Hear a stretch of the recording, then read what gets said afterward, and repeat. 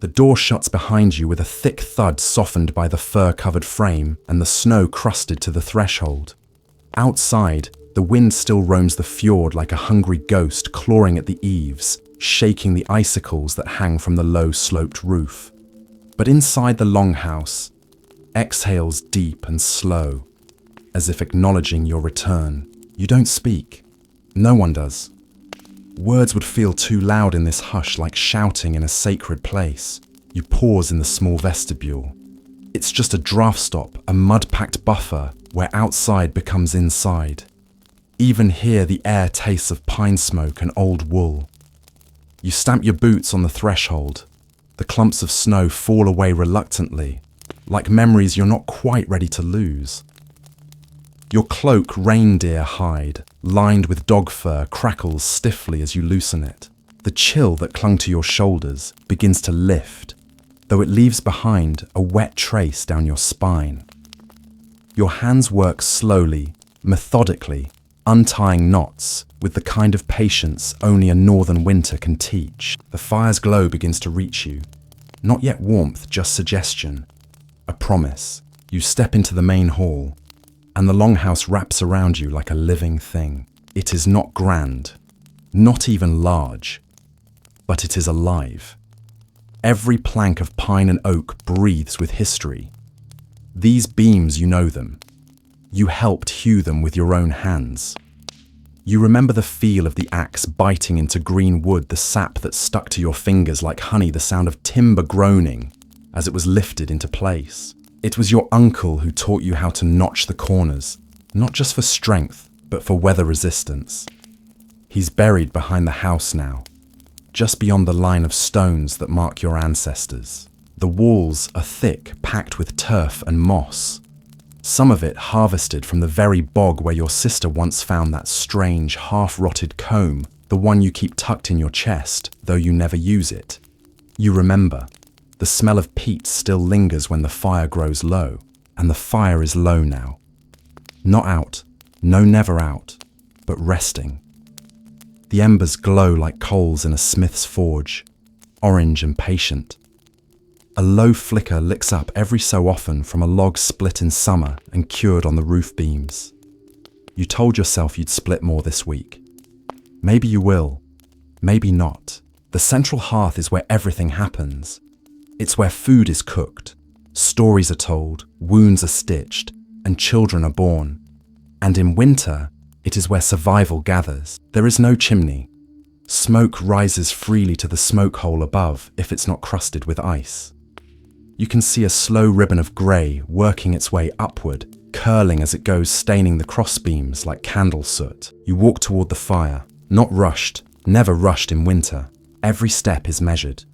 The floor beneath you is layered crushed straw, ash, fir, hay, the occasional dropped bone. It's uneven, familiar. It has the texture of memory. To your right, someone coughs behind a hanging sheet of wool. Your cousin, perhaps. He broke his ankle last month on the ice near the fjord. His wife still blames the gods. You told her it was just a rock hidden under the snow, but you lit a candle at the shrine anyway, just in case. The benches are low and wide, more like platforms. They're meant for sitting, for sleeping, for curling beneath layers of woven wool and animal hide until the world outside no longer matters. You choose the one nearest the fire, the one with the sag in the middle, the spot your father favoured before his back gave out. You sit slowly, easing down until the warmth finds you. It begins in the thighs, travels up the spine, down into the fingers. Your toes take longer. They always do. Your eyes adjust. The longhouse is not dark but dim. Light dances where firelight touches polished bronze. A ladle, a knife, the rim of a drinking horn. Shadows flicker across the thatched ceiling, shadows that sway and shift like old songs hummed without lyrics. You inhale. The scent of the house is a thing unto itself. Smoke, of course, always smoke, but also the thick animal oil used to seal boots, the fermented tang of winter cabbage, the iron of blood scraped from the sharpening stone, the sour musk of drying fish, all of it softened by the lingering sweetness of last week's honey cakes. Your niece baked them on the stone slab while the snow first began to fall. They were hard, but good. You saved one in a pouch, though you don't know why. You reach down and untie your boots. Not too fast, the laces are old and brittle. Elk leather dyed with crushed berries. The right boot sticks. It always sticks. You slide it off with a grunt, then the other, and stretch your toes toward the fire. Your socks are damp. You remove them too. Wiggle your feet near the hearth until you feel the prickle of thaw setting in. That pins and needles tingle that tells you the blood is moving again. A small pain. A necessary one. In the corner, a dog shifts. You can't tell which one. There are 3 or maybe 4 depending on the day. They come and go as they please, freer than you in some ways. One of them groans and settles deeper into its fur. Another thumps its tail once just to acknowledge your presence. You don't speak. No one speaks. Words are too heavy tonight. Better to listen. Listen to the wind clawing at the walls, to the fire cracking at its edges, to the wet drip of melting snow from your cloak as it hangs on the peg, to the way the house itself seems to breathe, expanding, contracting, a beast hibernating in wood and wool and time. Your hands are chapped, cracked in places. You rub them together slowly, then hold them palms down toward the fire. The skin pulls tight across your knuckles. You could oil them if you remembered. You won't. You'll live. You reach for your cup. It's carved horn polish smooth. You made it yourself the winter after the bad harvest. The one where the barley failed and your youngest was born too small. You remember sitting in the corner for hours, scraping, smoothing, shaping. Your fingers were bloodied by the end, but the cup gleamed. You've used it ever since. You dip it into the pot beside the hearth. Warm mead, thick, cloudy, a little bitter. The sweetness faded in storage. You sip. It burns gently on the way down. Warms you in places the fire doesn't reach. There is food too, though you are not hungry. A stew of dried fish, turnip, onion, simmering in the pot since dusk. The smell is strong, but comforting, like wet rope left near the hearth. You dip a bit of bread into the broth, taste it. Salt and earth and smoke. It is enough. You let the warmth settle into you. Let your shoulders fall. Let the sound of life lived closely begin to wrap around your thoughts like an old song. A child murmurs in sleep. A woman hums faintly as she mends a seam by firelight. You hear the creak of a bench, the soft shuffle of someone finding a warmer spot. And above it all, silence. That particular silence of deep snow, of long nights of breath shared between living bodies who have all learned what it means to endure. You lean back slightly, bracing your weight against the beam behind you. Your shoulders find the same spot they always do, a notch worn by generations of backs, by evenings just like this one. You've sat here in joy and in grief. You've cradled infants and buried kin. And always, always, the fire remained. Do you remember the first time you spent a winter inside this house? You were barely 12, still unsure if your hands would ever grow strong enough to hold an axe. Your older brother teased you for shivering beneath the furs. Your mother brought you a hot stone wrapped in cloth and told you to place it at your feet. You didn't believe her at first, thought it was a trick, but the warmth lasted till dawn. You've done the same for your own children, and one day they will do it for theirs. That is how warmth moves here, not in temperature, but in memory. Your gaze drifts to the rafters. Above you, bundles of dried herbs hang from cords, mint, yarrow, sage. They were picked in midsummer when the sun refused to sleep and the fields shimmered with bees. Now they curl like paper, but still release their scent when the fire grows strong. Your wife swears by them. She crushes them into stews, into salves, into quiet rituals, she murmurs while stirring the pot. You do not ask. You do not interrupt. Some things are older than question. Near the wall, a shield hangs, crooked iron rim, bent leather cracked. You meant to repair it before winter. You didn't. It doesn't matter. No raiding this season. The fjords are locked in ice. The longship sleeps beneath a snowdrift, its hull groaning softly with every gust. You checked on it yesterday, scraping frost from the prow, just to see it, just to remember. Outside, the wind has shifted. Less howl, more hum. The kind of wind that settles snow instead of flinging it. You can almost hear it falling, a soft hiss, like breath across fur.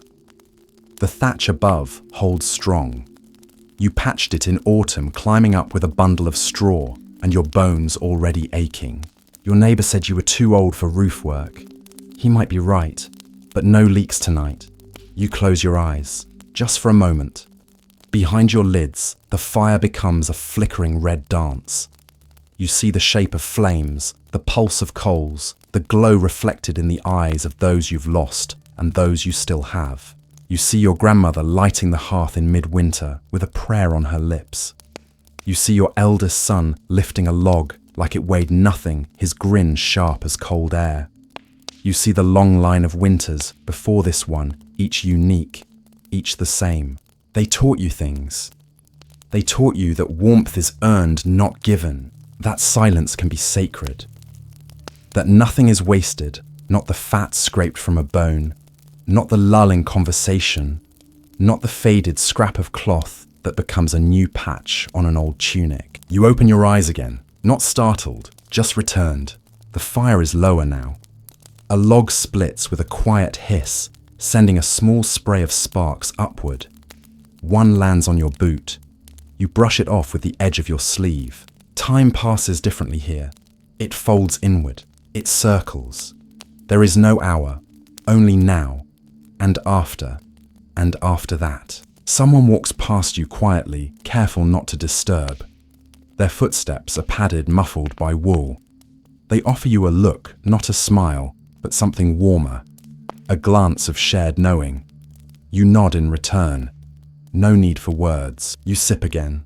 The mead is cooler now, but sweeter. Strange how time softens everything. You think of the trees that gave their limbs for this house.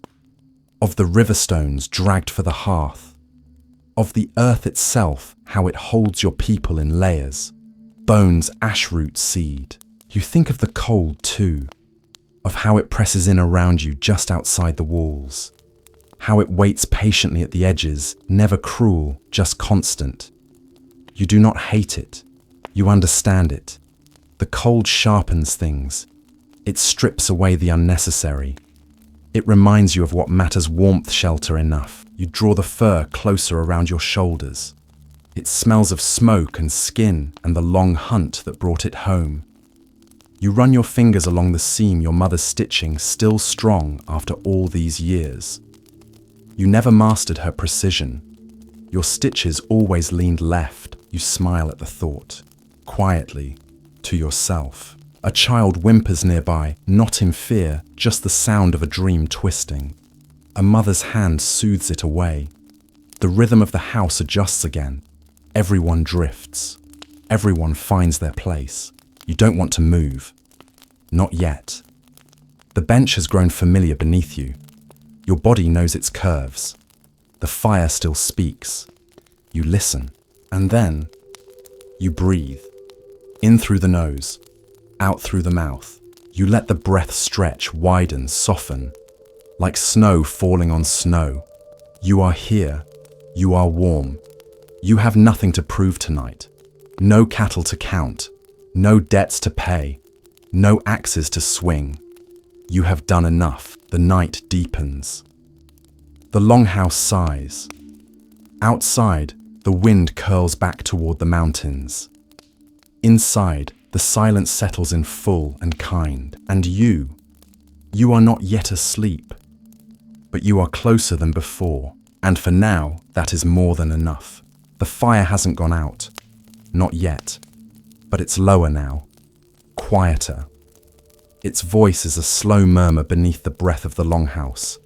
Sparks rise and fall like lazy stars, drifting only a little before fading into ash. You watch them a moment, letting your fingers warm a final time before you move. Because it is time. Time to sleep. or something near sleep. Whatever version of rest this winter allows, you rise slowly. Bones first, then knees, then shoulders. Nothing jerks, nothing snaps. Movement is a slow river now. You've learned not to rush when the cold is watching. Your sleeping spot waits tucked along the wall, shielded from draft by a thick woolen hanging and an old wooden shield half buried in straw. You step toward it with the careful familiarity of routine. This is your place. It has held you through many winters. It knows your weight. You lower yourself to sit on the edge of the bedding straw animal pelts, a woven wool blanket stiffened by cold air and the weight of many nights. You exhale long and slow, as if loosening your lungs to match the softness of the earth, and then you begin to undress. Not completely, not foolishly. No one here sleeps bare in winter. Even the newborns are wrapped in layers thick as cabbage heads. The cold does not forgive skin, but the outer layers must go. You start with your tunic. Heavy wool, dyed once, though the color has faded to something between moss and ash. The neck is stiff. The cuffs scratch a little. You tug it upward inch by inch, feeling the air nip at the sweat that cooled beneath. The fabric peels off your back with the weight of a day's wear. Beneath that, your undertunic. Linen. Softer. Stained at the armpits. Frayed at the collar. You consider keeping it on for sleep, then remember last night how it twisted as you turned. How it held the salt of your skin like a second discomfort. You pull it off too carefully. The linen clings, then relents. You sit a moment with your chest bare. The fire is distant now. The air finds every scar, every line where your muscles thinned with time. You rub at your ribs with one palm. A cough lingers there lately. Nothing serious. Just the season. Next your braise. Loose undertrousers. Linen again. Tied at the waist with a thong that never sits quite right. You untie it slowly, the knot resistant from the damp. The fabric falls with a soft sigh catching at your knees before slipping away. You reach for the night garments now. They're folded neatly at your side, not out of habit, but out of respect. These are not fine clothes. Not dyed, not decorated. But they are soft, and they are warm. And in this season, that is everything. First comes the inner tunic, the one with the mended elbow. Wool thinned with age, but brushed smooth from wear. You guide your arms into it one at a time, letting the sleeves settle with a whisper. It smells faintly of last week's fire and the herbs your wife hides in the chest. Then the sleeping trousers, also wool. Not thick, but layered. You step into them slowly, careful not to catch your heel on the loose stitching near the ankle.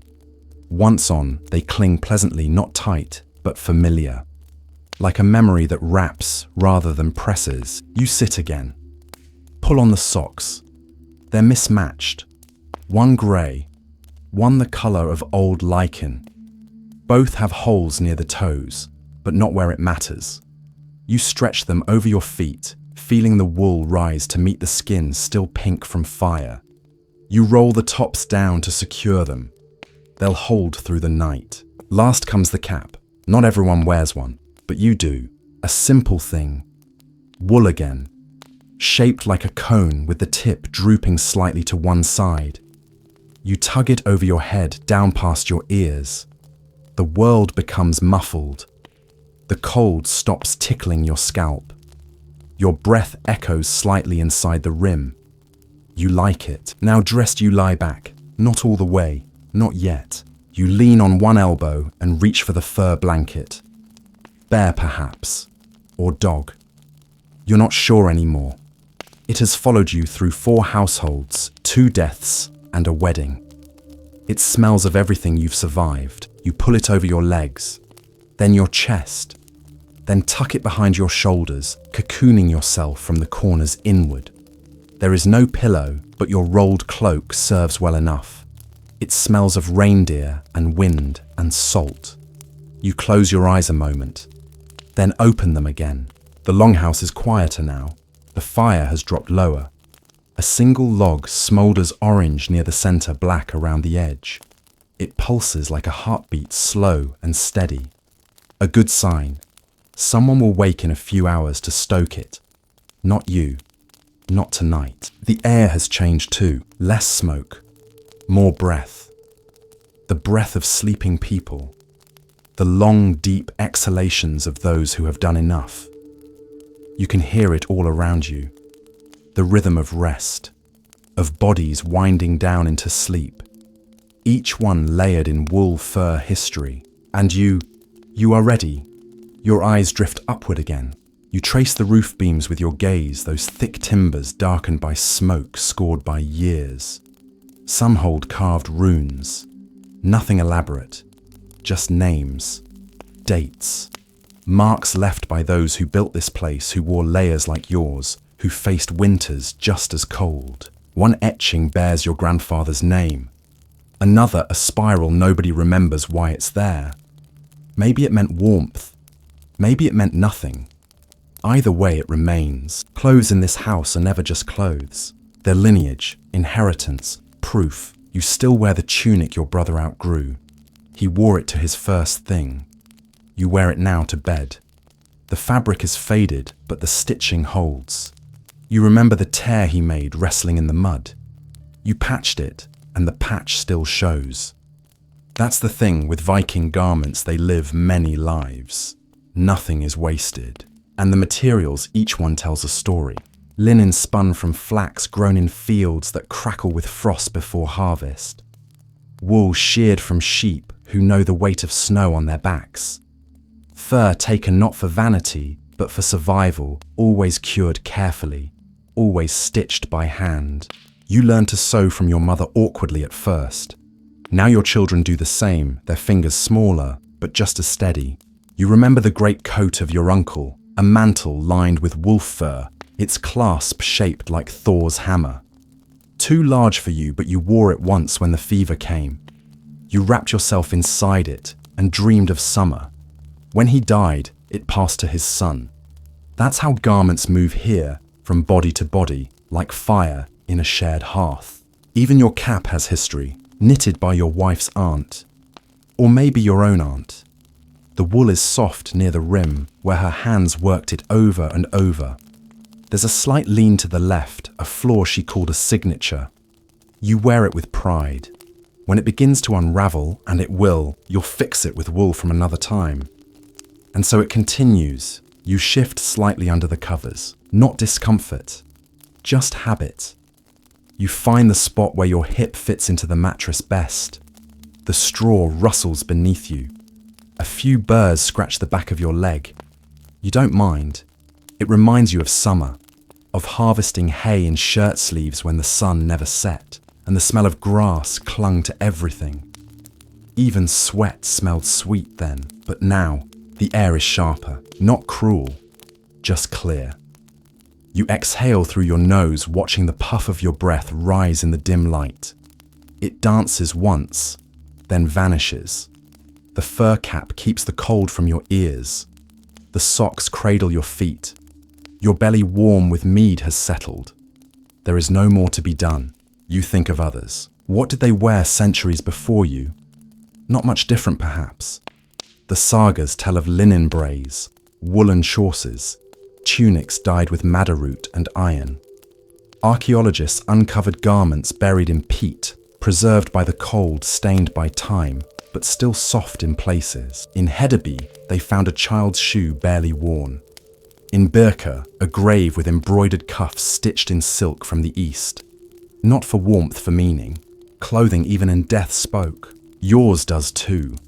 Though no one's listening. Though no one needs to. You are not a jarl. You are not a thrall. You are something in between, like most of the world. Your layers speak not of glory, but of survival. Of knowing how to stay warm, how to stay alive, how to hand warmth forward to the next night, the next child, the next frost. Your hands rest now on your belly, one over the other, still rough from work, still strong. You close your eyes, then open them, just to check the fire, still glowing. Good. The blanket has warmed now. The fur that once bit cold now breathes against your skin. Your shoulders sink into it. Your spine begins to soften. You stretch your toes and feel the edge of the mattress. Everything is where it should be. No gods are watching tonight. No monsters knocking. No war cries. No bells. Only this. The stillness that comes from preparation. The peace earned by layers carefully chosen, stitched, washed, reworn. The sleep of someone who knows their skin is safe. You feel it, not just warmth but protection. In every thread. In every seam. In every borrowed garment passed down from hands you still remember in dreams. Tomorrow you'll rise and dress again. But tonight you undress the day. And dress the night. You are ready. And the longhouse breathes with you. And your ancestors, layered in the cold soil outside, rest beside you. And the snow keeps falling soft and slow over the roof, over the fjord, over everything that matters and everything that can wait. You are not yet asleep, but you are warmer now and closer, and for now, that is enough. The fire is just embers now, but they're enough. They throw long, slow light across the packed earth floor. Your eyes trace the familiar glow bouncing from the rim of a cooking pot to the rough edge of a carved stool to the far wall where a fur has been nailed to keep out wind. The colours are warm but muted. Ash and amber, dust and blood. You lie back again, this time fully. The weight of the day sinks down through your body, through the furs and blankets, into the straw beneath you. The straw is not clean. It never is. There's dust in it, a burr, a lingering itch at the base of your neck. But you're used to that. Everyone is. Comfort in this house is never perfect. It's earned, expected to be imperfect, shared. You shift slightly, pressing down the unevenness of the makeshift bed. There is no frame, no mattress, no headboard carved with dragons. That's for sagas, not for real people. What you sleep on is what your family has always slept on, a layer of packed straw refilled every few weeks. When it grows mouldy, you toss it into the garden. Sometimes the chickens get into it, sometimes mice, but mostly it holds, on top of the straw, animal pelts. Not decorative, just practical. Thicker for winter, bearskin when you're lucky, deer or dog more often. Each one smells like fire and fur and years. You recognize them by feel more than sight. The one under your back tonight has a rough patch near the corner where it was singed. That happened last spring when a coal popped from the fire and landed on the edge of your bedding. You patted it out with your sleeve, laughed about it later. It still smells a little like panic. Above you, woven wool blankets, heavy and coarse. The fibers scratch, but they trap heat. That's what matters. One blanket is red, or was once. The dye fades fast in winter air. Another is just undyed wool, the grey of storm clouds, or of sheep bellies after rain. You are not alone in this room. No Viking ever truly is. To your left, your wife breathes evenly her body, a quiet shape beneath her own blankets. Her toes always find yours in sleep, not on purpose, just by habit. Some nights you wake from a dream and find her hand resting on your chest. It stays there even when the dream fades. To your right, the youngest child, curled like a fox in a den, hair matted to one cheek. He kicks sometimes. You've learned to sleep with a bit of distance. His dreams are vivid, wild. Yesterday, he said he saw a dragon in the rafters. You told him it was only a shadow, but you lit a candle at the shrine anyway. A little further, your cousin, his wife, their baby. Beyond them, behind the thick hanging rug that marks a corner, your mother, who still mutters before sleep. She recites prayers half aloud, mixing old gods and new saints, her voice like thread weaving through the night. You count the breathing. 1, 2, 3, 4. You don't always fall asleep first. You often listen. That too is a kind of ritual. The room is long, but not wide. Maybe 8 paces across. Everyone sleeps along the edges, wrapped in their own bundles of straw and fur. In the center, the hearth. Always the hearth. It's the only thing that gets its own space. That and the gods. You remember other beds. The carved one from the Oseberg burial. You saw a drawing of it once on a merchant's scroll. High-backed. Decorative. For the dead, of course. Not for nights like this. Not for feet covered in frostbite and straw dust. Not for children who wet the matting in their sleep. You remember a story your father told about how in the old days, Vikings slept in pairs not for love, but for heat. You believe it. Heat moves better between bodies than through wool. That's just truth. That's just survival. You turn slightly. The straw creaks beneath your weight. A mouse scurries somewhere behind the wall. You hear it faint, but real. You leave it be. It takes less than you do. The air grows colder near the floor. You pull the fur tighter around your neck. Your breath warms the inside. Your eyelashes collect moisture. You blink slowly. The ceiling is lost in shadow now. You remember laying straw once as a boy. How the floor was cleared, scraped with a flat board until the earth underneath was level. How the new straw came in bundles from the field. How it smelled golden alive, full of summer. You scattered it by hand, laughing, throwing handfuls like leaves. Then patted it down. Then lay on it that night, itching, sneezing, but warm. You've been doing it ever since. You close your eyes again. Just a moment. Just long enough to feel the press of the floor beneath you, the weight of furs above you, and the gentle insulation of breath around you. Not just yours, but all the others. The ones who share this space. There is safety in that. In proximity, in the closeness of sleep. This is not a house made of silence. It breathes with noise, with murmurs, with shifting limbs, with the occasional creak of wood expanding against the cold. Sometimes someone snores. Sometimes someone mutters in a dream. You've heard your cousin weep once quietly, long after he thought everyone had gone to sleep. You didn't say anything. The walls heard. The fire heard. That was enough. You think of the beds in sagas, raised platforms maybe, with carvings, with woven hangings, with space, but in truth, most beds here are just bundles on earth. Maybe a plank or two if the family is lucky. Maybe a chest to sleep atop. Maybe a corner of floor cleared and claimed. You don't complain. It holds you. That's all it needs to do. You feel a shift at your side. The child turns over. His elbow brushes your ribs. You flinch, then smile. He settles, breathes deeply. The straw rustles again, then stills. You reach down and tug the blanket closer at your feet. There's a cold patch there, probably from where the pelts slipped earlier. You press your feet together, generate friction, wait for the heat to build. It does eventually. Everything is eventual here. The air smells faintly now of bodies at rest, sweat cooled and reabsorbed, wool warmed and breathing, the trace of milk spilled earlier, a bit of peat smoke still lingering in your beard. You rub your nose into the crook of your elbow and smell salt, skin, fire.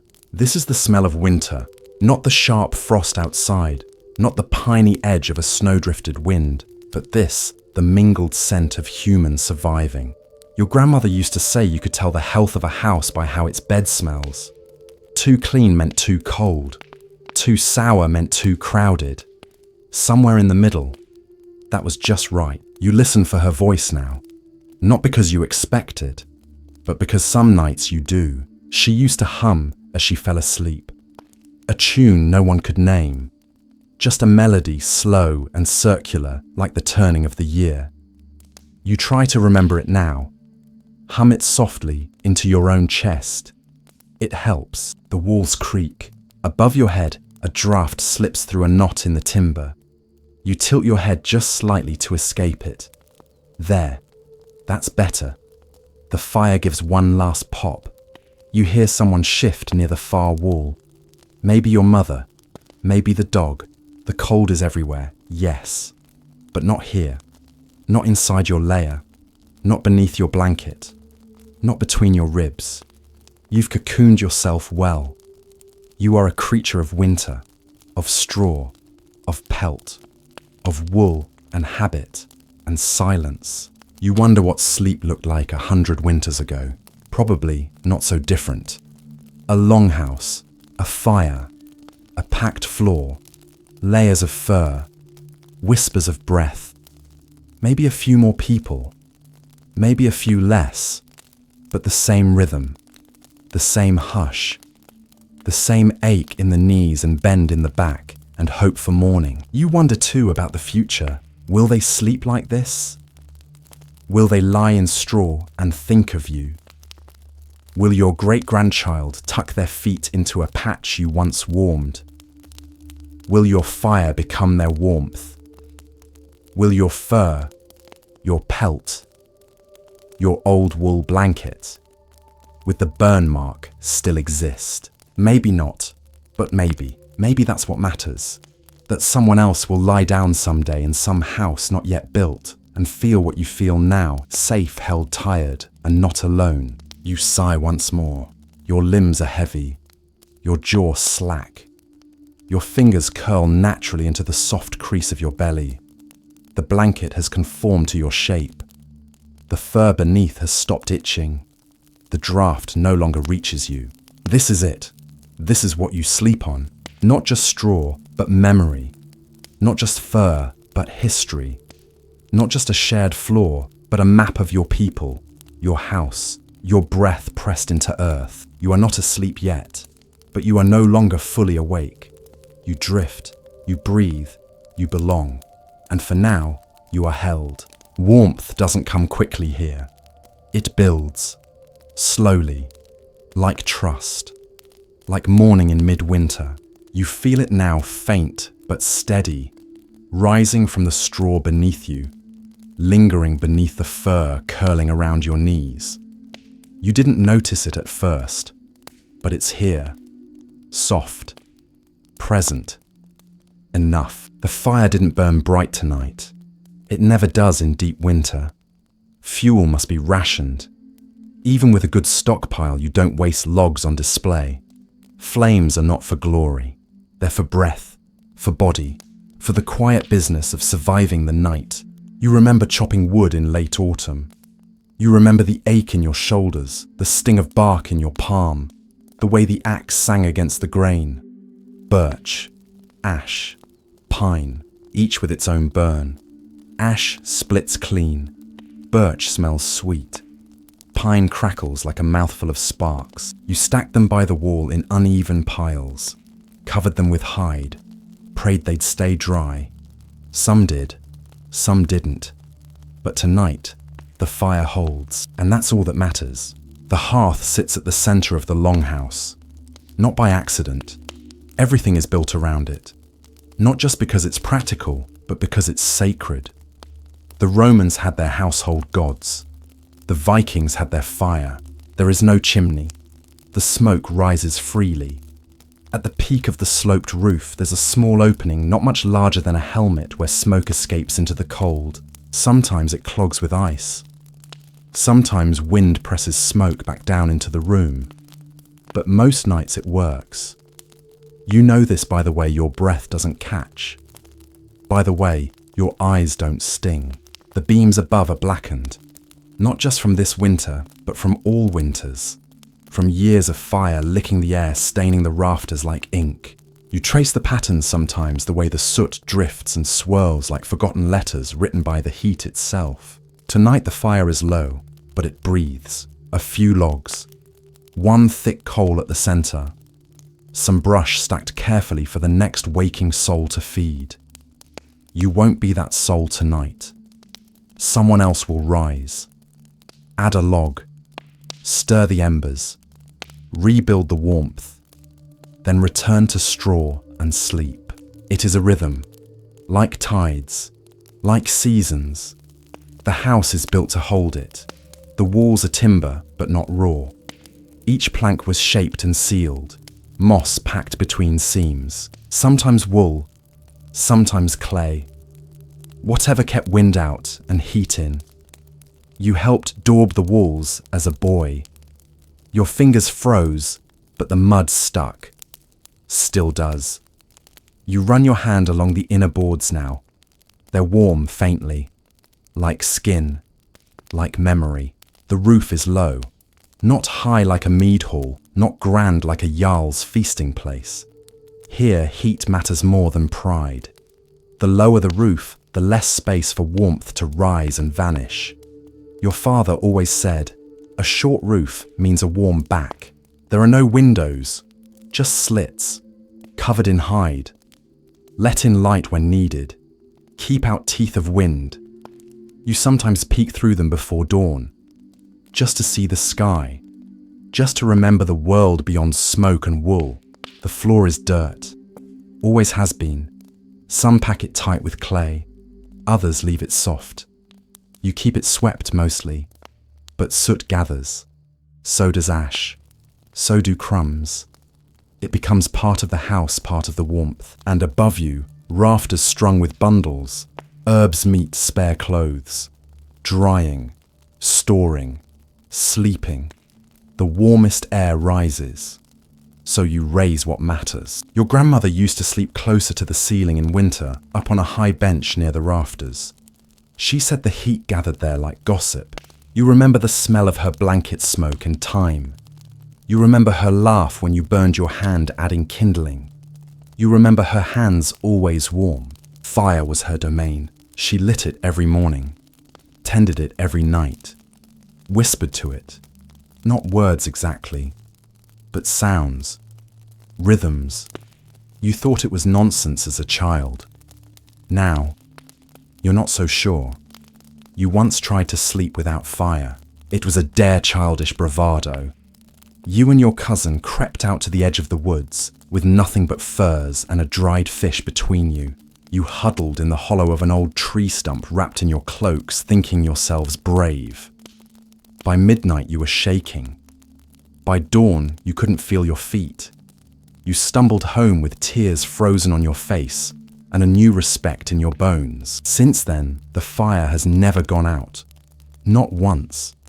Not even during storms or sickness, or the night the river rose and the house flooded. Someone always stayed with it, always fed it, always shielded the flame from the world's indifference. You carry a coal with you when you travel, wrapped in moss and tucked into a clay pot.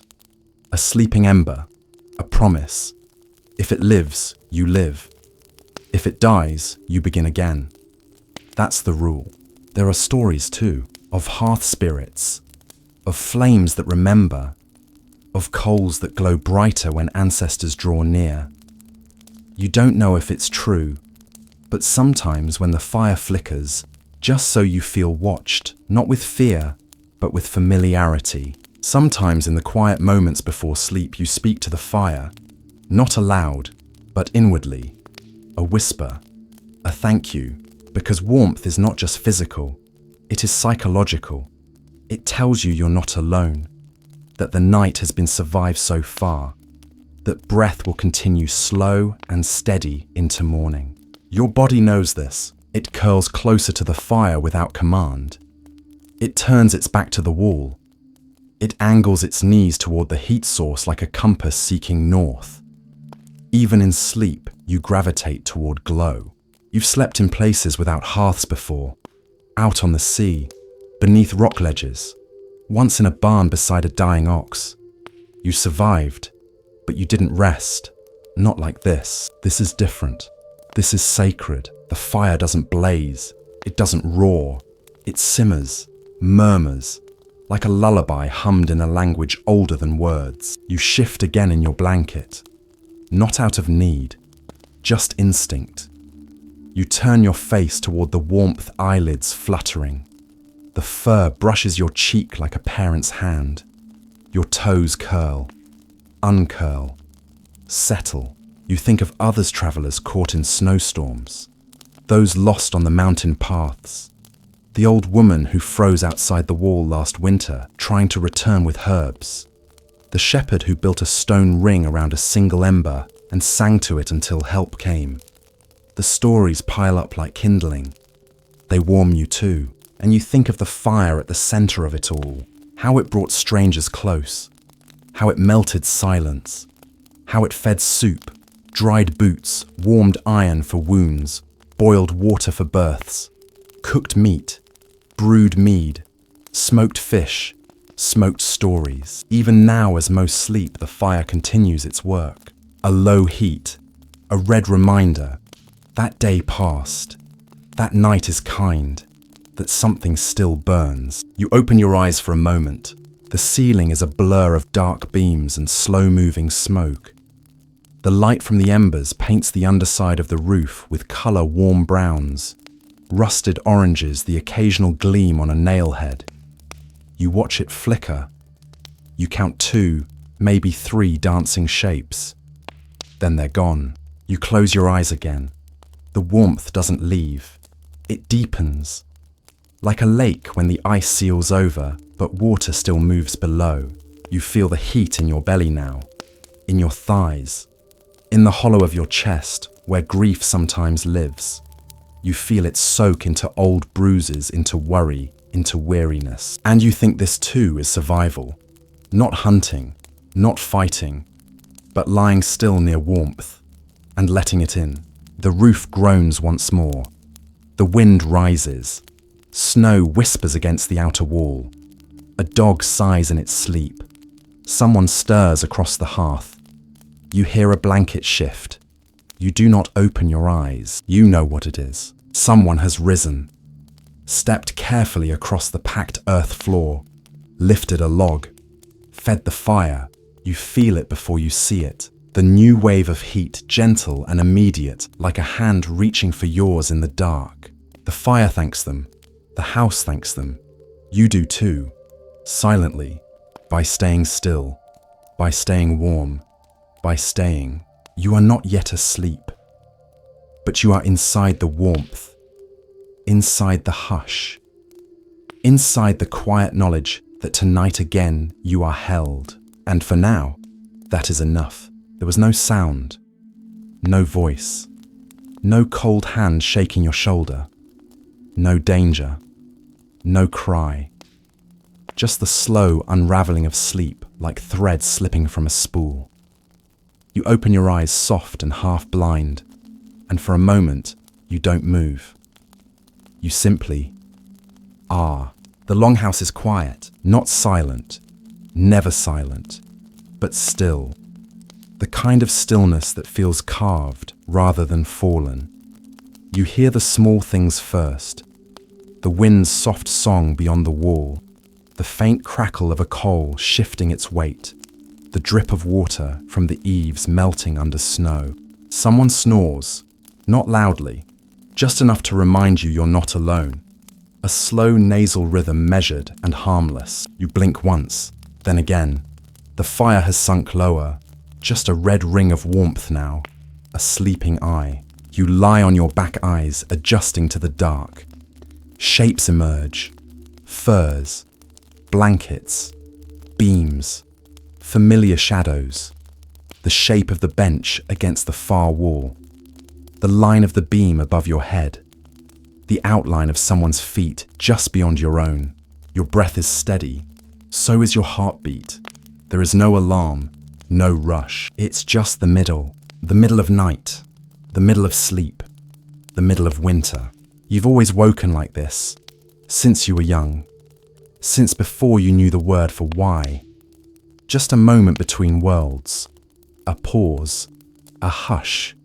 The old ones said it was the hour when spirits pass most easily, when dreams touch the skin of the living, when gods walk quietly beneath rooftops, checking their people one by one. You don't know if that's true, but it sounds right. It feels right. You shift gently, turning to one side.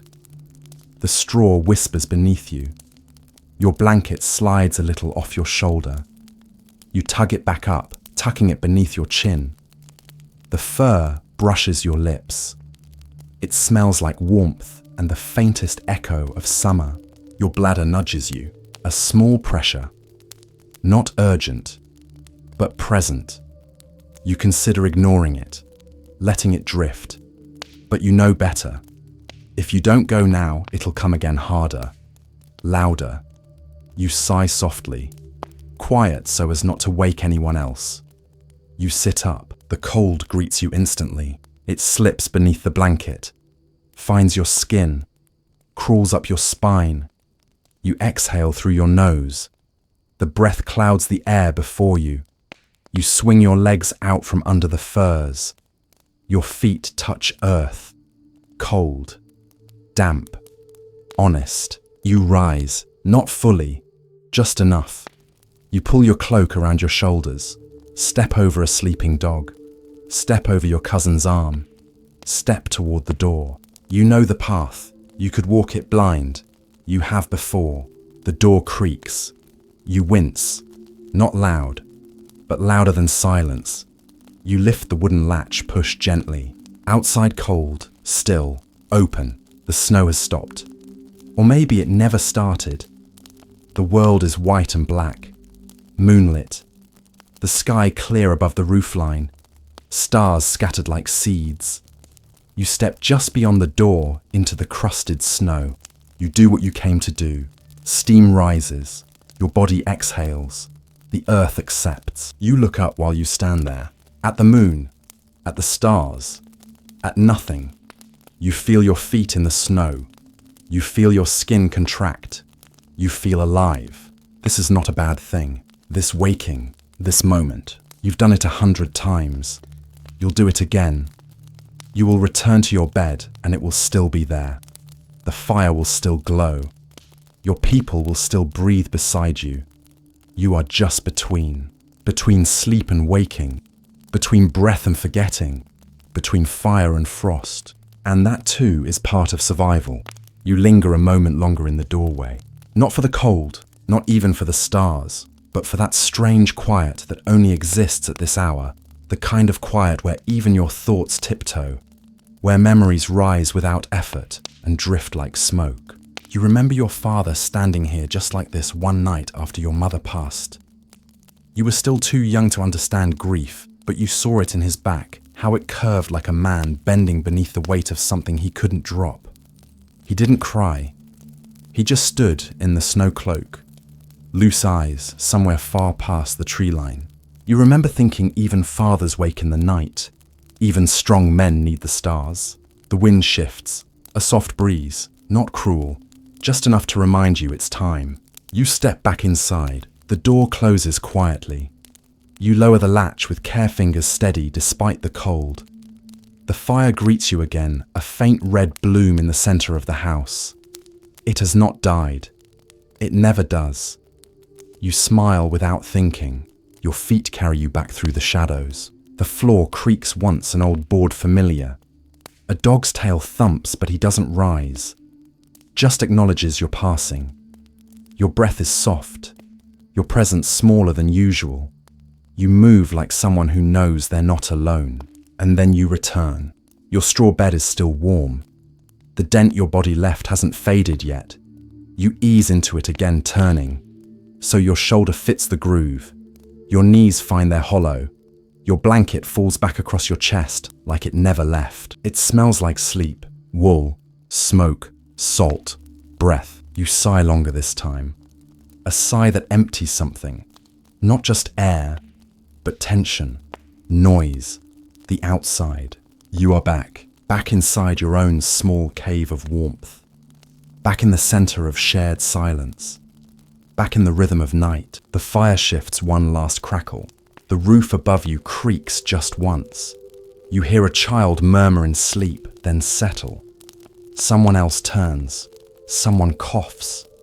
The house continues its slow, steady breathing. And you are ready, not for work, not for thinking, not for war, but for surrender. The good kind. The kind that melts joints, softens thought, unlaces the self from its armor.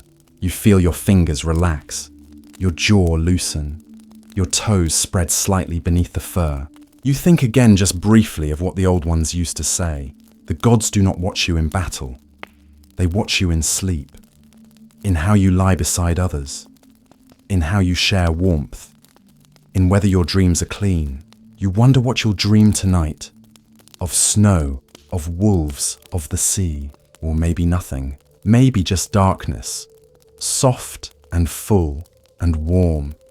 The kind that isn't absence, but presence without form, like floating in ink, like resting inside a pelt stitched by someone who loved you. Your mind begins to wander. It doesn't ask permission. It just goes, slides downward, inward, beneath. Words stop forming. Shapes lose their edges. Breath becomes the only thing left. And still, even now, you are not afraid, because the fire is still burning, and the longhouse is still standing, and your body is wrapped in a story older than speech, older than fear, older than frost. A story that says, you woke, you walked, you returned, you rested. And for now, that is more than enough. Sleep is not silent. Not here. Not in this longhouse built of bark and breath and memory. Not on this bed of straw under this roof stitched from grass and smoke. Here sleep comes with sound, with layers of sound, each one familiar, each one safe. You lie still now between moments, not fully asleep, not fully awake. Somewhere in the gentle space where the body floats and the world listens, and you hear it. The fire first, a soft crack, a quiet shift, a hiss as a knot in the wood lets go. The coals breathe without flame, pulsing their rhythm into the dark. This is not the fire's roar. That came earlier. This is its lullaby, its whisper, its rest. Then the walls. The longhouse is old. Not ancient, but old in the way trees are grown steady season by season. The timber creaks, not often, but enough. A groan here, a sigh there, as if the beams themselves were stretching after a long day, as if the house too needs to find its sleeping shape. You learned young not to fear these sounds. They are not ghosts, not beasts, not warnings. They are wood speaking to weather. They are cold pressing into grain. They are warmth resisting. Above the roof joins in. The thatch rustles faintly lifted now and then by a breeze that squeezes through the smoke hole. You hear it, a hush of wind over dry reeds, soft, feathered, as if the sky were combing the roof with gentle fingers. And then the people, the breathing, all around you, measured, uneven, real. Your wife, a soft exhale. The child, short bursts between turns. Your mother, a long sigh, then stillness. Someone coughs in the far corner, dry and brief. Then silence again. You count them not in numbers, but in presence. Each one a note in the harmony of night. Each one proof that life continues. That the dark did not take anyone today. There is snoring. Of course there is. Not loud, not jarring. Just enough to mark the depth of someone's sleep. You smile. You recognize the pattern. It's your cousin. It always is. A dog shifts. You hear claws scratch briefly against wood. Then a shake fur rattling like a sack of grain. Then the soft thump as it lies back down. One circle, then still. Outside, a gust rattles the shutter. The hide flap over the window flutters. Loose rawhide knocking softly against the frame. You remember tying it tighter last week. You'll fix it again tomorrow. But not now. Now it becomes part of the soundscape. Another texture in the fabric of sleep. You can hear the snow too, not falling, not tonight, but resting. That muffled hush that only comes when the earth is covered. The sound of silence made softer, as if the world pulled a thick wool blanket over its body and whispered, "Let it wait." You shift slightly beneath your own blanket, not from discomfort, but because something in the sound reminded your body that it could relax further, that one knee could fall inward, that one hand could unclench, that your jaw no longer needed to brace against anything. And so you let go again and listen again, because these sounds are not interruptions. They are invitations. Each one calls you back into yourself. Each one says, you're safe. You're here. Keep sleeping. You remember a night like this long ago when you were very small. You had trouble sleeping. The storm outside was wild. Wind howled like it had teeth. The shutters shook. You thought the longhouse might crack in half. You clutched your blanket like it was a shield, eyes wide, breath tight in your chest. And then your grandmother whispered, "Listen." You froze. She didn't say, "It's fine." She didn't say, "Go to sleep." She said, "Listen." So you did. And beneath the storm, beneath the wind's roar and the roof's moan and the scratch of tree branch on wall, you heard it, breathing. From her, from your mother, from the dog, from the others sleeping soundly through it all. The house wasn't in danger. The storm wasn't winning.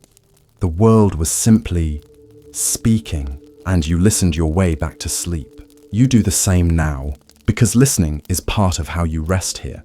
Not blocking sound, but welcoming it. Every creak in the wood says the house still holds. Every sigh from a neighbor says they're still with you. Every gust of wind is something outside, not inside. There's the sound of boiling stones, a trickle of water condensed along the roof beams, dripping into the hearth. A faint hiss, then quiet again. There's a foot shifting in straw, dry whisper on dry whisper, then still. There's your own breath longer now, deeper, slower. You listen until sound becomes shape, until it wraps you like a blanket, until your mind stops needing to name things and simply lets them be. You imagine your ancestors hundreds of years ago lying like this, listening to the same creaks, the same dogs, the same fire, the same wind humming through the same roof beams. You imagine them hearing a child cry in sleep, then hush. You imagine them scratching an itch, then settling. You imagine them drifting, not because they had nothing to fear, but because the sounds told them, you made it through another day. You wonder what your great-grandchildren will hear. Will they still sleep near fire? Will they still hear wolves in the wind? Will they still count safety by breath and footsteps and rustling straw? You don't know, but you hope so, because this world of soft, steady night, it holds more than rest. It holds history. The roof above you was built to echo like this. The floor beneath you was packed by feet like yours. The walls were meant to hold not just heat, but harmony. And so you listen, not with ears, but with body. You feel the thrum of the longhouse. You feel the lull of sleep rising again. You feel the last layer of waking thought peel away. There is no need to resist. The sounds are still here. The fire still speaks. The cold still waits outside but does not enter. And you are inside. Inside warmth, inside rhythm, inside silence that breathes. You are not alone. You are not in danger. You are not waiting for anything. You are sleeping, and the world continues to whisper. And for now, that is enough. The darkness is whole now. The last ember in the hearth is only a glow hidden under ash. No flame, no light, just warmth coiled deep. It's enough, more than enough. You feel it in the way your chest rises and falls, in the way your thoughts grow soft around the edges, in the way your body no longer searches for answers. This is the hour of forgetting, of release, of dreams. You've been here before, not just tonight, but every night of your life. In this moment, just before sleep fully claims you, when the world pulls away like the tide, and you are left weightless, blinking inside yourself, and you know it is safe to fall. The Vikings were not afraid of darkness. They lived with it, worked by it, sailed beneath it, honored it. To them, the dark was not an enemy. It was a space where the gods whispered, where the dead reached across the veil, where dreams weren't illusion, but guidance. You've heard the stories. Odin, the Allfather, who gave up his eye for wisdom, saw not with sight, but with shadow.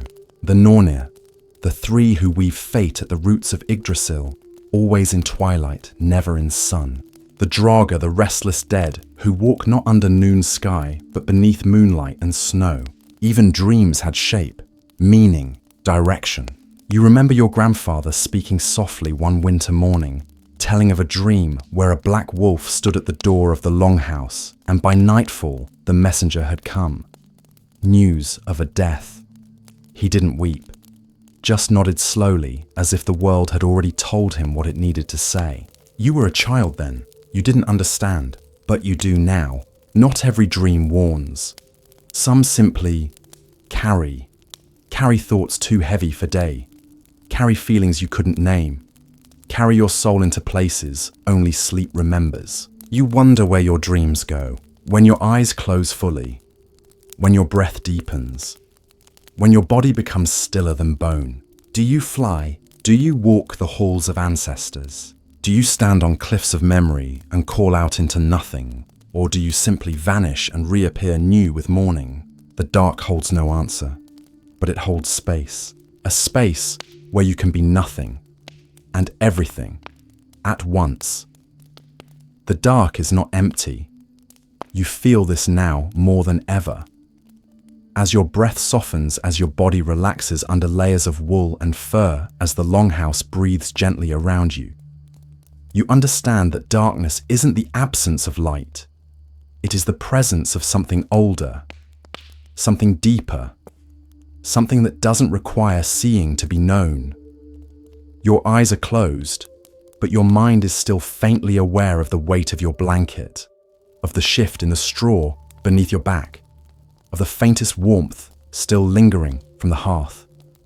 But beyond that, you feel something else. Not fear, not presence, just vastness.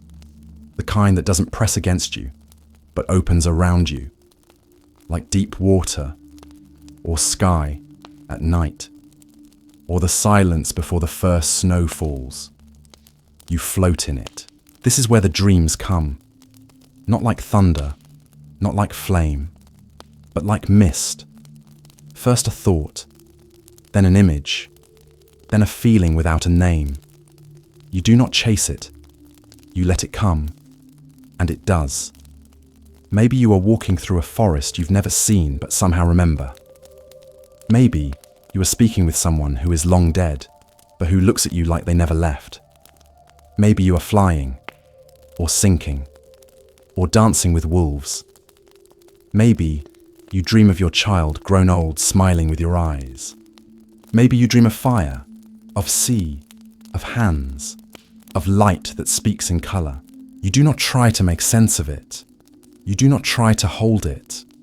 Dreams are not things to be captured. They are things to be carried across night, across memory, across blood.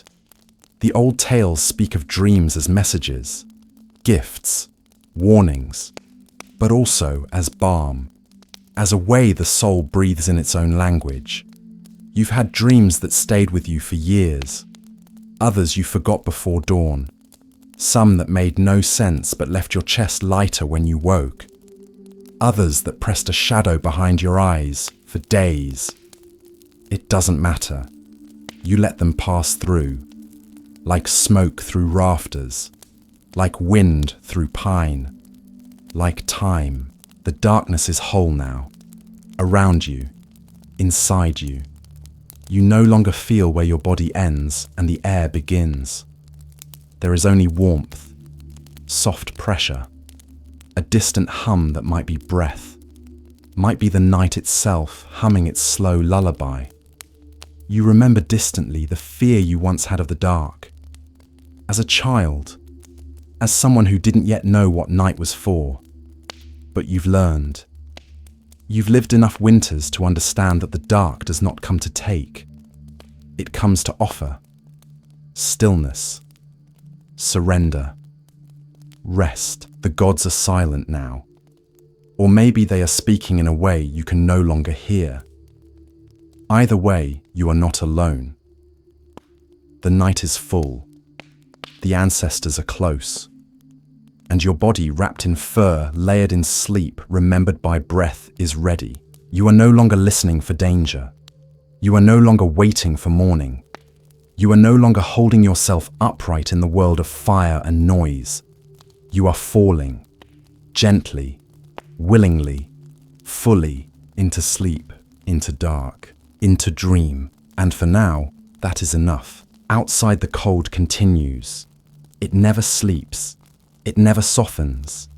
It waits not with cruelty, not with impatience, but with the slow, patient certainty of something that has always been. The wind slides over the snow-covered earth like a hand over silk, whispering in places, snarling in others, but always moving.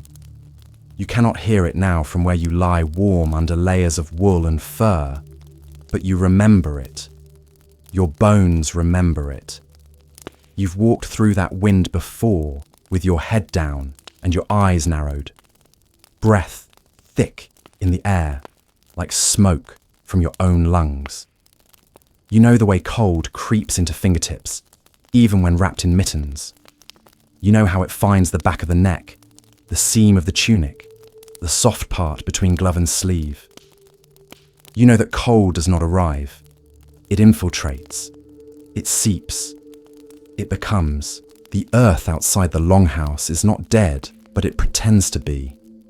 The snow covers the fields where flax once grew, where barley bent in the breeze months ago. Now it is all smooth, blank, unmarked, but for the trail of a hare, the heavy prints of a fox. The trees, skeletal and groaning, hold piles of snow like burdened shoulders. Their branches crack sometimes under the weight. You've heard it before, that sharp snap in the middle of the night. You always listen after wandering tree or something else. Wind or something with eyes. There is no light. Not really. The moon sometimes shows her face pale, indifferent, perfect. She reflects across the frozen pond near the edge of the woods, turning ice into silver. Stars too, scattered high above, clear and hard and sharp like flint. They don't blink. They simply are. They do not warm, but they watch. And beneath them, everything rests not peacefully, but stubbornly. The cold holds the world still. It traps rivers in silence. It hushes birds. It tucks the animals deep into dens, into holes, into dreams they cannot name. And it watches the houses, yours among them, to see who will last the night. You remember nights when the cold came too close, when the firewood was too damp, when the wind shifted just so and smoke filled the longhouse instead of rising through the hole above. You remember coughing. You remember the taste of ash. You remember shivering beside your brother, neither of you speaking, only listening to each other's breath, to each other's teeth, to the wind knocking softly like a guest who would not be turned away. You remember waking to frost on the inside of the wood wall, to ice inside your water cup, to boots so stiff they cracked when you bent them. You remember breaking ice just to wash your face. You remember hating the cold, then respecting it, then understanding it. Because the cold teaches. It shows you what matters. It strips away what doesn't. And what's left is something real, something lean, something honest. You've seen what happens to those who forget that, and you've learned not to forget. There were stories, of course. There always are. Of travelers frozen upright in the snow eyes, open hands outstretched as if they were still reaching for warmth that never arrived. Of beasts seen only in winter, large and white and silent, leaving no tracks, only fear. Of trolls beneath bridges of Huldra in the woods of ice, giants pacing across fjords when the sky darkens too quickly. You heard them as a child, curled beneath fur's eyes, wide the fire, dancing behind the storyteller's back. And you remember what those stories taught. Not just that the world is dangerous, but that danger wears many faces. Hunger, pride, forgetfulness. That the cold outside was not evil, but ancient. Not malicious, but indifferent. It does not chase. It waits. And yet, despite all this, you do not fear it now, because you are not outside, not tonight. You are here, inside, alive. breathing air that has passed through lungs other than your own. Warmth not made by your hands alone, but by the work of many, the man who felled the tree, the child who stacked the wood, the elder who taught where to place the hearth, so the wind would not steal its breath. You are covered by wool, spun in autumn, by pelts, dried in smoke, by blankets, patched and repatched until they remember every shape your body takes in sleep. You are surrounded by the small sounds of others, resting of skin, rustling against cloth, of distant murmurs, folded into dreams of a dog exhaling into straw. You are not alone. You are never alone in a house like this. And because of that, the cold cannot touch you. Not truly. It stays outside where it belongs. It wraps the house, yes. It leans against the door. It whistles through the eaves. It tests every seam. But it doesn't enter, because you have drawn a line. Not with magic, not with weapons, but with presence, with rhythm, with care. And the cold, as old as it is, respects that. It does not love. It does not hate. It only is. But even it knows to yield to what is rooted, to what is gathered, to what glows. And so you sleep with full awareness that beyond these walls, frost sharpens in silence. Trees hold their breath. The river forgets how to flow. The world prepares for another hour of stillness. But you do not brace against it. You do not resist. You simply remain. Within warmth. Within story. Within walls built not only of timber, but of memory. You feel the weight of it all, and you are not afraid. The cold is still there, but you are still here. And for now, that is enough. You wake before you open your eyes. Not from a sound, not from a shake, but from the shift in air, the change in silence, the slow uncoiling of sleep into something like attention. Your body tells you first, the way your toes curl instinctively seeking warmth. The way your breath returns to you slow and full and heavier than in dreams. The way your face feels the cold on the outside of the blanket and refuses to greet it just yet. Your eyes remain closed. You lie still listening, not to noise, but to presence. There's a hum in the house now, low, subtle, alive. Someone has moved, not many, maybe just one. The fire is different, not roaring, but stirring. You hear the faint scrape of iron against ash, someone adding a log, someone coaxing heat from coal, someone beginning the day the way your people always have, with breath and kindling and faith that warmth can be built again. You shift your weight gently, slow enough not to disturb the others. Your back has stiffened, your hip is sore, your hands are curled into fists near your chest, tucked tight through the night. You stretch just a little, a ripple through the straw beneath you, a soft exhale. You open your eyes.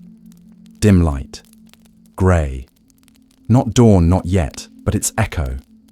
The kind of light that comes from snow reflecting the sky before the sun arrives. It fills the longhouse like a whisper, gentle, cold, quiet. The roof is barely visible, just lines and shapes. You see your own breath rise toward it, steady and pale. The air bites. You feel it in your nostrils, in the back of your throat, in the small space between your blanket and your cheek. But you do not flinch. This is how mornings are made. You turn your head slowly. Your wife is still asleep, her brow just visible beneath the fur. The child has turned in the night, his feet where his head was, one arm flung across your knee. You smile. You listen for others. The sound of someone clearing their throat near the far wall. The thud of boots being lifted from their hook. The dull rhythm of hands slapping warmth back into fingers. All of it soft. All of it old. All of it real. The fire grows stronger now. You hear the crack, the deep pop of resin inside dry wood, the flare of flame finding breath. Light moves across the floor in flickers. Shadows return to the walls. Colour returns to the room, browns and greys and muted reds. You feel the blanket grow heavier for a moment, as if it too does not want to rise, and yet you do, not all at once, but in stages. You push the blanket back, and the cold meets your skin like a hand on your chest. You rise onto one elbow, then sit. The straw beneath you shifts again, releasing a scent of old earth, old sleep, old seasons. You rub your hands together. Rough skin on rough skin. A dry sound. You bring them to your mouth. Blow gently. Warm them with breath. Then lower them to your feet. Time to stand. Time to meet the cold again. But not as enemy. As companion. As teacher. Your feet find the ground, and for a moment they hesitate, hovering just above the cold surface, like birds unsure of where to land. Then contact, and the chill rises fast up through your soles, into your calves, into your spine. You wince slightly, not from pain, from memory. You felt this before, every morning in winter since you were old enough to stand. The floor is never warm. That is not its job. Its job is to remind you that day has begun. You dress quickly, but not carelessly. One layer at a time. Undergarment first linen stiff with sleep. Then wool. Then over tunic. Then the thick socks already crumpled near the bench. You pull them on one by one, fingers clumsy in the chill. Then the trousers. Then the belt. Then the outer cloak still heavy with yesterday's smoke. Each layer closes something, seals you back inside your body, makes you solid again. You move toward the hearth, drawn not by desperation, but by instinct. The fire is waking too taller now, licking gently at the split logs. Someone has fed it well. Someone has kept it alive through the night. You nod to them wordlessly. They nod back. There is no need to speak. The language of morning is movement, not sound. You sit near the flame. Stretch your hands towards it. Feel the air change. It doesn't burn. Not yet. But it radiates. A soft promise. You let it reach your wrists, your knuckles, the space beneath your fingernails. The glow paints the inside of your eyelids as you close your eyes again, just for a second. Just to savor it. Just to mark this moment. The moment when night ends, not with light, but with warmth. The others rise one by one. A rustle of furs, a soft cough, the hush of straw parting beneath shifting weight. No one speaks loudly. No one needs to. The rhythm of rising has been written into the bones of this place. It has happened 1,000 times before. It will happen again. A dog trots past you, tongue lolling, tail swinging. It noses near the fire, then curls beside it. Someone pours water into the pot. The hiss of contact cold meeting heat sends up steam that smells faintly of iron and river. You know that sound, that smell, that beginning. The pot will boil, the oats will soften, the first meal will form slow and thick and welcome, but not yet. For now, there is only this, the moment between breath and speech, between stillness and step, between dream and duty. You look toward the door. Light has begun to form beneath it, thin and silver, like the blade of a small knife. Dawn is near. The world beyond these walls is waking too. Trees will shake off snow.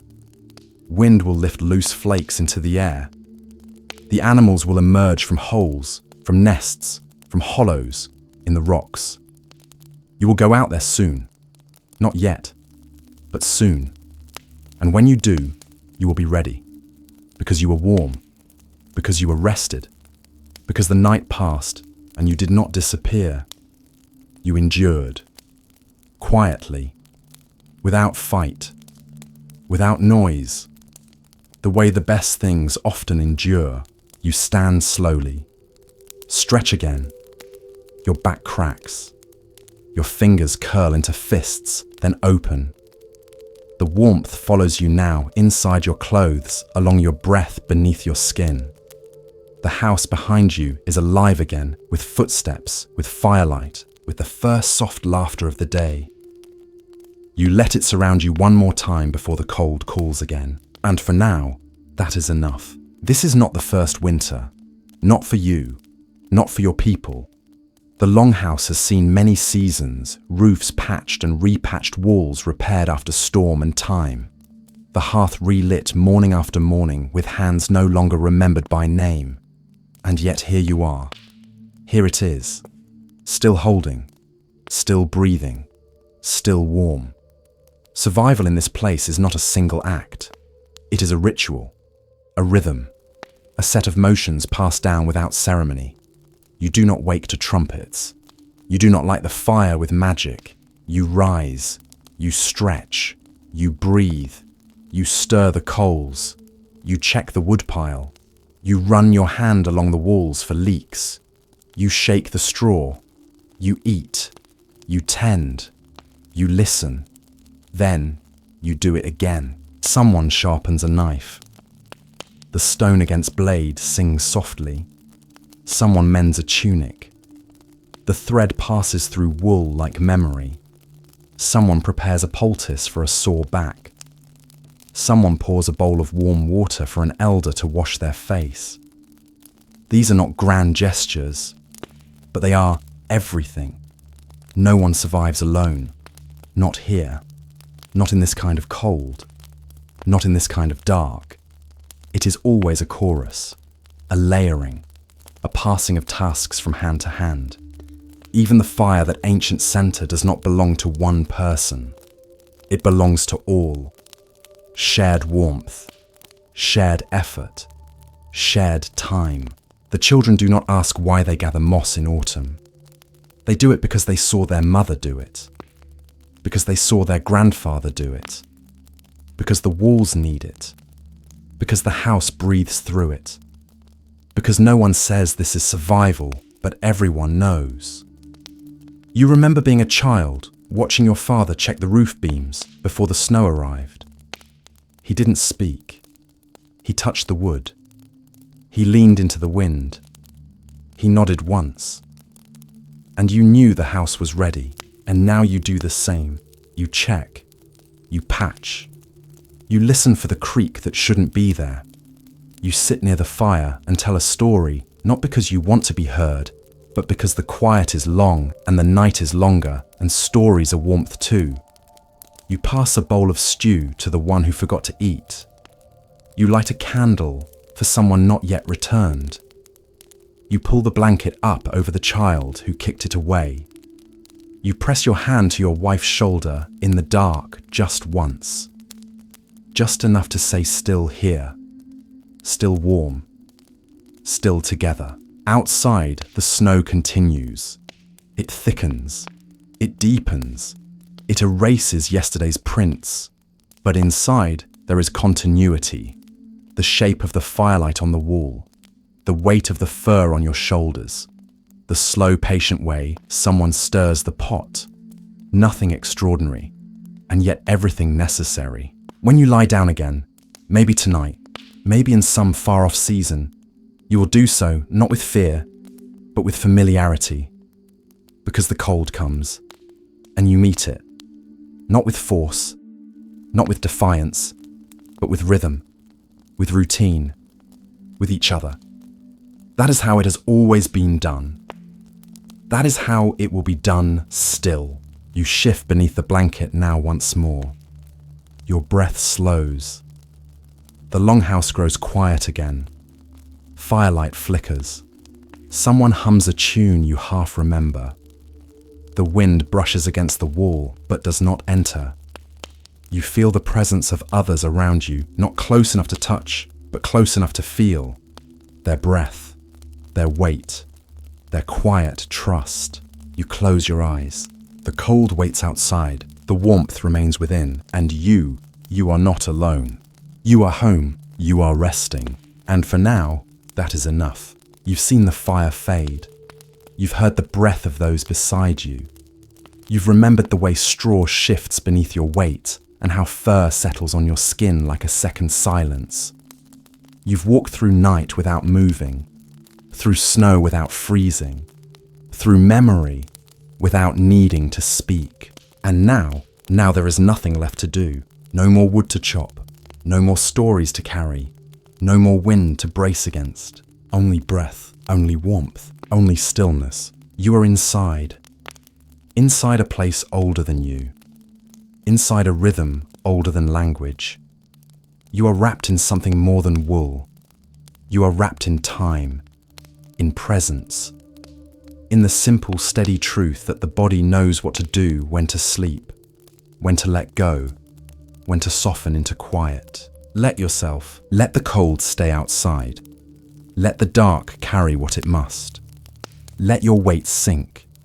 Let your eyes drift. Let the longhouse hold you. No one is asking anything of you now. No one is watching. No one is waiting. You've done enough. You are enough. And now, sleep.